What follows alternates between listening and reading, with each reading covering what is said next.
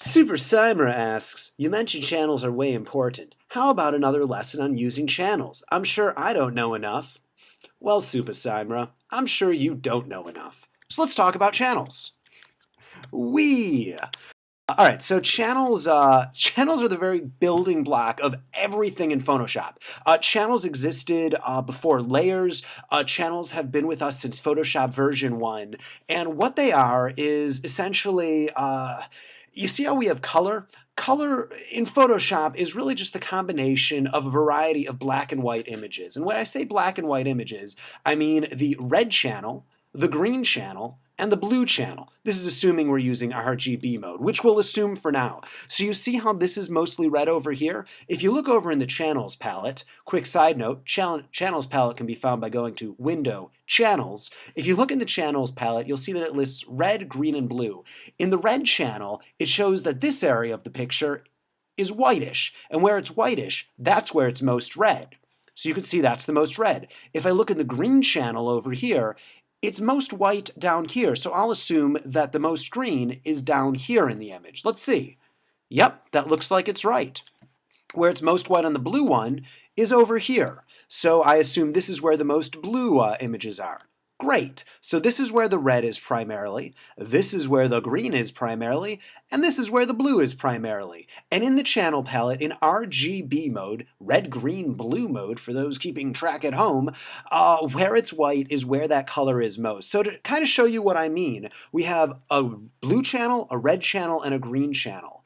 And when we combine them all together, here let's combine them all together, we get the composite image of what all of the colors are right here. If we only had the red and blue channel, it would only look like this. And if we only had the green and blue channel, it would look like this. And this is basically what's called additive colors, which is to say if we have all three colors in there completely, so all red, or the red channel is all white, the green channel is all white on that pixel, and the blue channel is all white on that pixel, we're going to have it be white. And if all of them are all black on a pixel, it's going to be black. That was confusing the way I said it right there. But let's just zoom in a little bit. And so this right here, I assume that's all white on all three channels. And we can see that it is. It's completely blue. It is completely red. It's also completely green. I grabbed the wrong one. Let's not talk too much about that. For those wondering, not that this really applies to channels, but the way that I did this is I just grabbed a black and white version of the red channel, the green channel, and the blue channel, copied it and pasted it, turned them to their color, set it on screen mode, in order to make it so it's nifty and seeable and viewable. But feel free to ignore what I just said right there if that was far too confusing.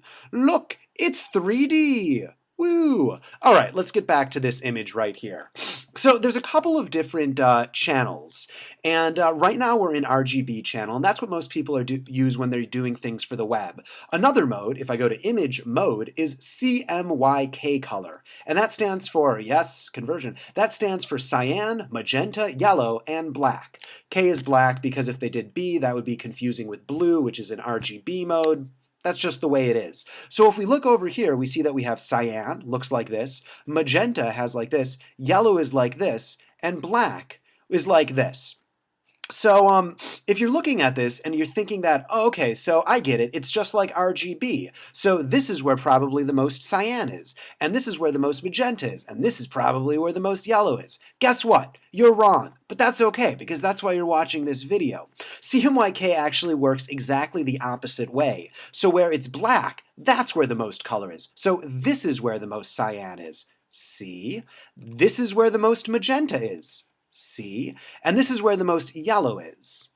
Over here. So, yeah, as you can see right there. And then black is just kind of in order to add blackness right there. Now, what's interesting about this, let me switch back to RGB mode. I'm just going to do that by pressing undo.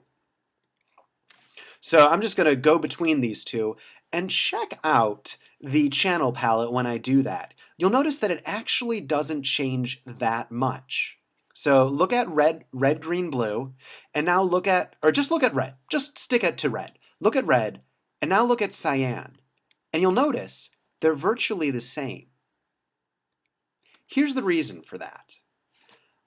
The reason that you see red as white is because it's additive colors that it thinks about the screen.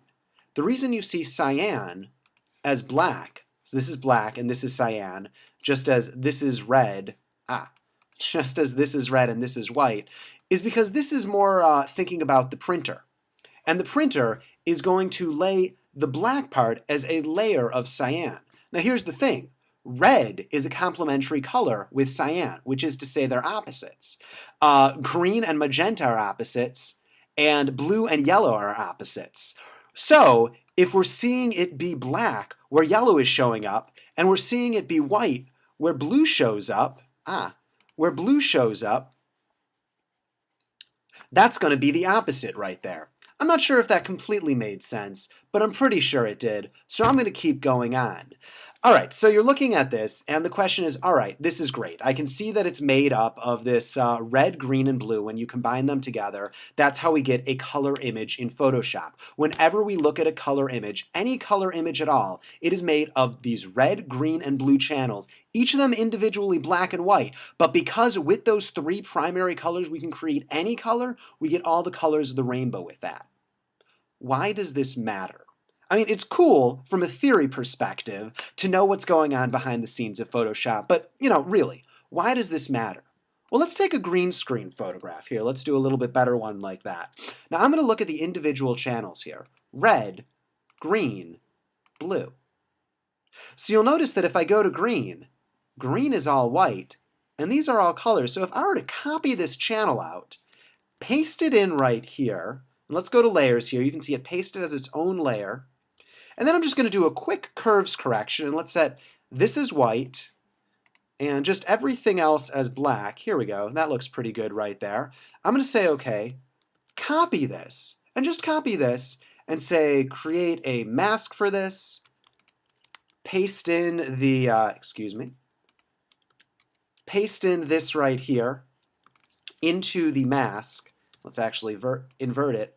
Very simply, because we were able to understand how channels worked, we were able to very quickly get a selection of this on a green screen. Now that was a little bit confusing, so I actually have a video dedicated to exactly how to do that. So if you just click this box right here, this little fadey gradient thing, here I'll even type it in right here, box over here, you can actually go to a much more in-depth thing of moving channels into masks. So anyhow, that's one use of using a channel right there. So that's one great thing about channels. What's another great thing about channels? Well, I showed you RGB mode. I showed you CMYK mode. There's one other mode that you can do channels in, and that's LAB mode, and very few people know about this mode. The way that this mode works is instead of breaking it into red, green, blue, or cyan, magenta, yellow, and black, it breaks it into lightness, A, and B. And what A is, it's a gradation of colors from purple to green, and what B is it's a gradation of color from yellow to blue. I'm not going to get into LAB mode because this can be a little bit confusing right here. Dan Margolis. Google Dan Margolis LAB color, and you will see some amazing results of things to go into LAB color. It gets a bit of depth. But one thing you can do with LAB color is if you only affect the lightness. Here, let's actually go here. Go into curves. You can see I can affect lightness channel, A channel, or B channel. If I'm only affecting lightness, I can actually control the contrast with having absolutely no impact at all on the hue. Anyhow, this is something I imagine you're not going to get into if you're doing channels for the very first time. Let me show you one other thing that's pretty amazing with channels and how it's very much the building block of how everything's based off of. Let's say that I wanted to turn this into black and white. This is a terrible picture to turn into black and white, but hey, let's say I wanted to do it. So I'm going to click on black and white right here, and in my properties panel this pops up. Oh, Photoshop CS6, you so exist now. And what you'll see exists is red, yellow, green, cyan, blue, and magenta. Sound familiar? It should. It's the three channels of red, green, blue, and the three channels of cyan, yellow, and magenta. So all we're doing is we're mixing and matching those three individually black and white images, and it's a matter of how much of each do we want to show.